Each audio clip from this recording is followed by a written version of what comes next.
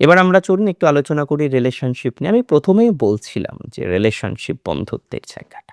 হ্যাঁ, একটু প্রবলেম তো হয়েছে। বিগত দিনে আমরা দেখেছি মকরের পার্মানেন্ট রিলেশনশিপ গুলো ভেঙে গিয়েছে। যে বিবাহ থেকে বা যে সম্পর্ক থেকে আপনি পরিকল্পনা করেছিলেন বিবাহ বন্ধনে আবদ্ধ হবেন।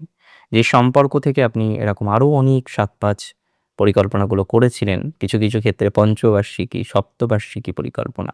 সেই পরিকল্পনাগুলো যখন নষ্ট হয়ে যায় না, এর থেকে প্যাথেটিক আর কিছু হতে পারে না, জানেন তো? এর থেকে দুঃখজনক, এর থেকে কষ্টকারক আর কিছুই হতে পারে না। আমি মনে করি আ নতুন করে ভাবুন না। নতুন করে আস্তে, আস্তে পজিটিভিটির জায়গা তৈরি করার চেষ্টা করুন না।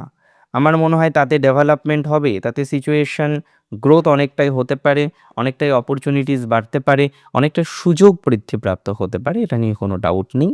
কোনো রকম সন্দেহ প্রকাশ করছি না।